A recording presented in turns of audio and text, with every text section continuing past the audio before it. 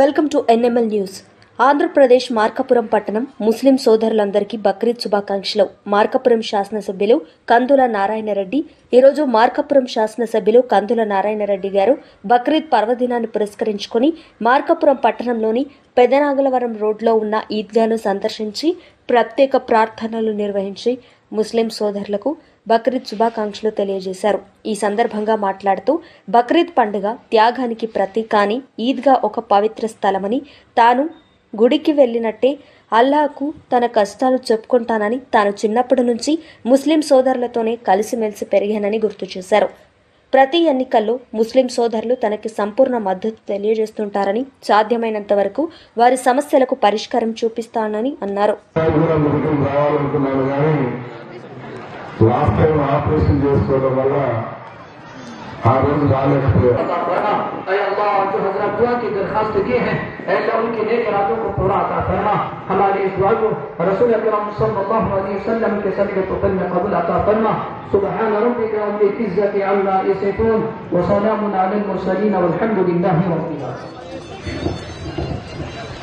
కోటీశ్వరులు కాబోతా ఉన్నాం.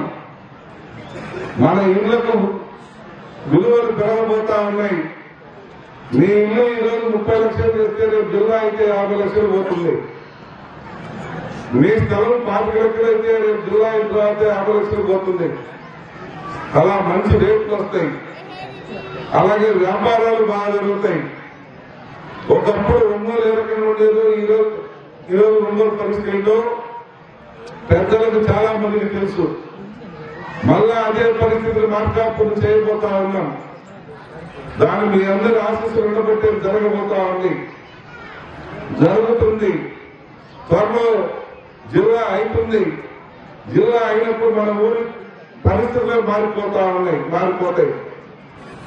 కాబట్టి నాకు తెలిసి ప్రతి ఒక్క కుటుంబం కూడా సంతోషపడే రోజు త్వరలోనే వస్తుందని, దాని పావులు కూడా కలుపుతా ఉండాలని మన ముఖ్యమంత్రి గారు చంద్రబాబు గారు ఇటీవల జరిగిన కేబినెట్ మీటింగ్ లో కూడా తక్షణం మార్కాపురం జిల్లా విషయం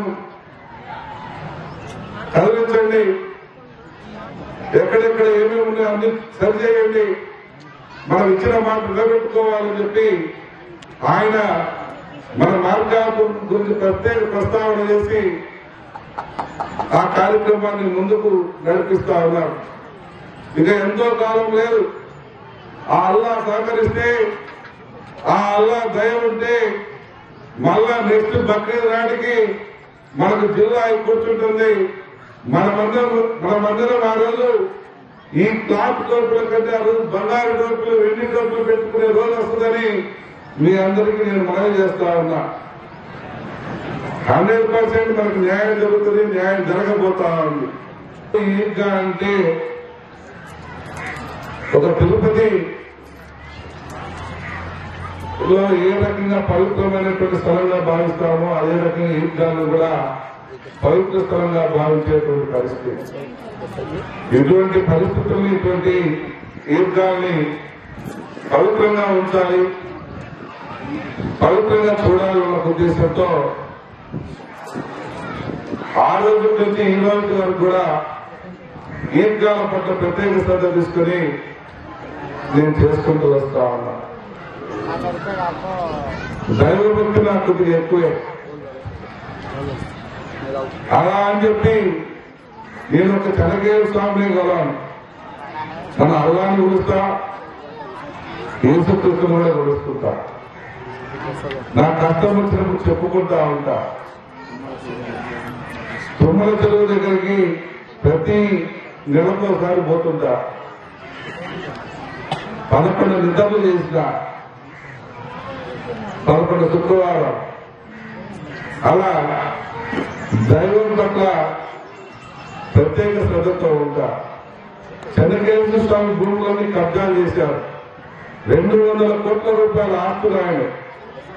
ఇప్పటికి 100 కోట్ల రూపాయల ఆస్తులను రికవరీ చేశా. ఇంకా 100 కోట్ల రూపాయలు చేయాలా, చేపిస్తా. అలాగే మనకు కూడా మైనార్టీలకు సంబంధించిన ఏమంటే తప్పకుండా చేసి పెడతా.